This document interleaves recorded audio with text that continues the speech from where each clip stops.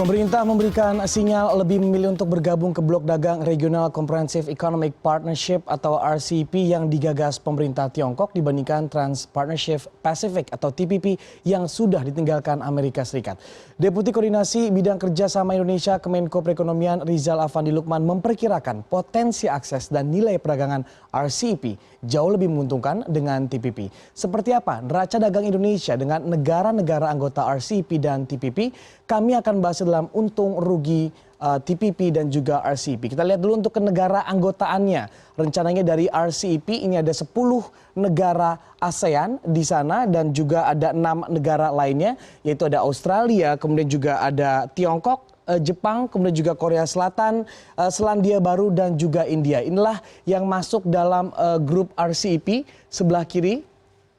Sementara untuk yang masuk dalam TPP, ini ada negara-negara yang membatasi Samudra Pasifik. Ada 12 negara yang tergabung dalam TPP walaupun Amerika Serikat ini sudah menyatakan ketidaksertaannya dalam TPP ataupun Trans-Pacific Partnership. Itu adalah sebelah kiri. Sebelah kanan sini, ini adalah yang termasuk dalam blok di TPP dan juga ada NAFTA tentunya. Kanada, Meksiko dan Amerika Serikat yang akhirnya mengundurkan diri dari TPP ataupun Trans-Partnership Pacific. Kita lihat dulu dari neraca dagang terlebih dahulu yang membedakan antara jika Indonesia mengikuti RCEP dengan TPP. Kita lihat dengan RCEP yaitu kita lihat untuk data ekspor non migas bulan Desember 2016 ini mencapai 144 miliar dolar Amerika dan negara pertama untuk ekspor non migas Indonesia terbesar untuk Desember 2016 yaitu jatuh kepada negara Tiongkok yang mencapai angka 1,86 miliar dolar Amerika. Kemudian adalah tujuan ekspor non migas Indonesia Desember 2016 terbesar. Yang kedua adalah di Amerika Serikat yang tidak tergabung lagi dalam TPP. Dan juga yang terakhir adalah Jepang yang mencapai 1,24 miliar dolar Amerika. Yang tergabung bisa dikatakan dalam TPP dan juga dalam RCEP.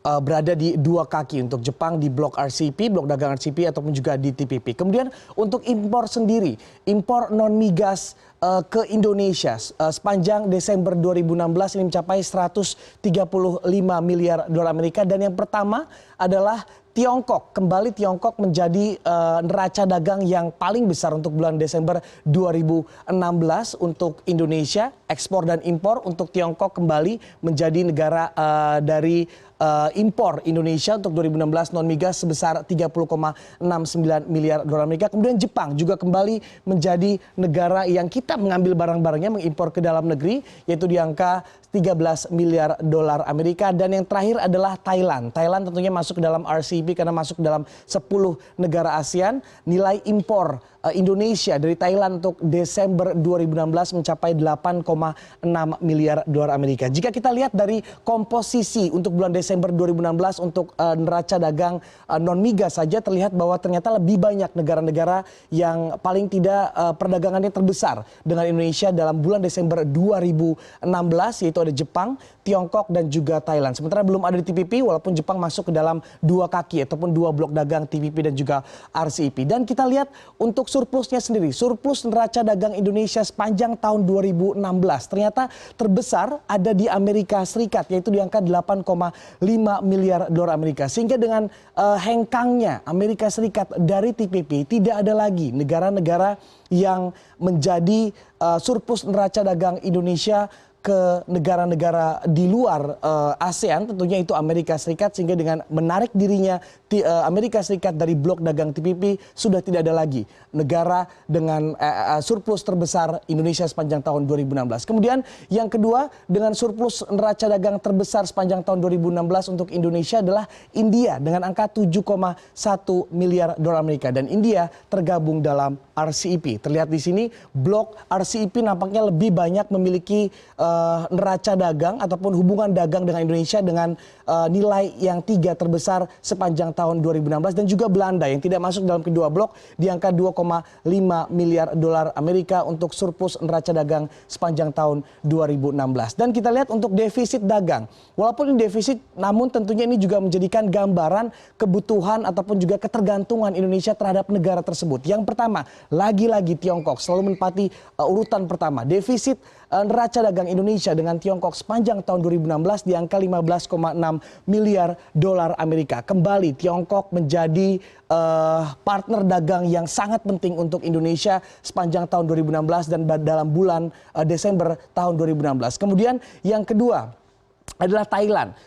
Defisit neraca dagang dengan Thailand juga cukup besar, mencapai 4 miliar dolar Amerika. Kembali Thailand dan kembali di blok RCEP ini lebih banyak ketergantungannya Indonesia terhadap negara-negara yang tergabung dalam blok dagang RCEP. Dan yang terakhir adalah Australia yang menempati kedua blok TPP dan juga RCEP, sama seperti Jepang untuk defisit neraca dagang Indonesia dengan Australia sepanjang tahun 2016 ini di angka 1,9 miliar dolar Amerika. Jadi bisa dikatakan secara kasat mata saja untuk neraca dagang antara Indonesia dengan blok dagang RCEP dan TPP sepertinya lebih banyak, bukan sepertinya, bahkan secara fakta tiga negara besar untuk neraca dagang Indonesia sepanjang tahun 2016 dan bulan Desember 2016 untuk non migasnya, terlihat bahwa hubungan dagangnya lebih besar ke sejumlah negara di RCEP. Ada Tiongkok, India, Thailand, Jepang, dan Australia. Sementara untuk TPP hanya Jepang dan Australia. Walaupun Amerika Serikat mencatatkan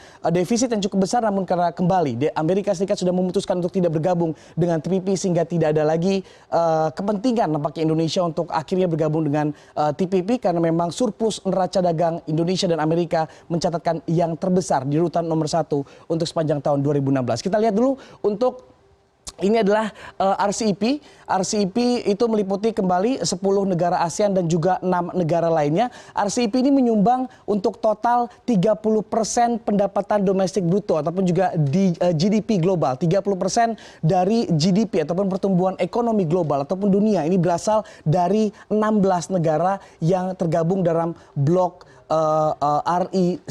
RCEP maksud kami. RCEP ini 30% GDP dunia dan juga hampir setengah populasi dunia ini berada di blok RCEP atau sebanyak 46%. Sehingga memang secara jumlah masyarakat yang tergabung dan juga secara kontribusinya terhadap PDB dunia ini cukup besar 30%. Walaupun jika dibandingkan dengan hal-hal yang cukup kronis seperti misalnya perlindungan terhadap tenaga kerja, hak asasi manusia dan juga lingkungan, ini diperkirakan akan lebih rentan dibandingkan dengan perjanjian yang terjadi di TPP yang menyumbang GDP memang lebih besar, namun inilah masih dalam Amerika Serikat, masih masuk dalam perjanjian TPP. Ini sebagai gambaran saja, walaupun kembali saya ingatkan bahwa Amerika Serikat sudah menarik diri dari perjanjian di TPP.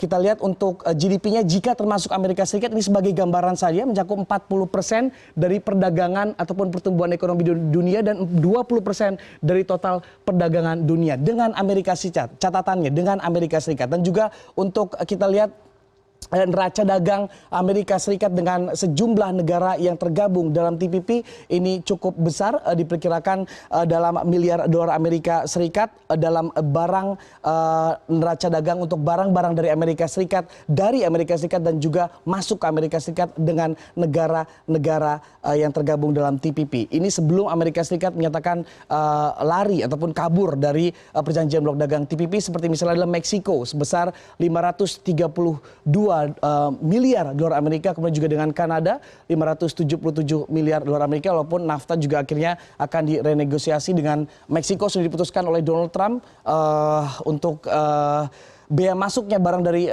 Meksiko mencapai 20% dan juga yang ketiga terbesar hubungan dagangnya dengan Amerika Serikat adalah Malaysia dan juga Singapura yang tidak terlalu tertarik bergabung dengan RCEP karena kalau kita lihat dari neraca dagang Amerika Serikat dengan Malaysia dan Singapura yang cukup besar di angka 46 dan juga 47 miliar dolar Amerika. Jika kita lihat komposisinya ini nampaknya pemerintah harus benar-benar mencermati ataupun memilih blok dagang mana yang lebih menguntungkan Indonesia dibandingkan dengan blok dagang lainnya. Jangan sampai ikut ke blok dagang yang justru merugikan Indonesia.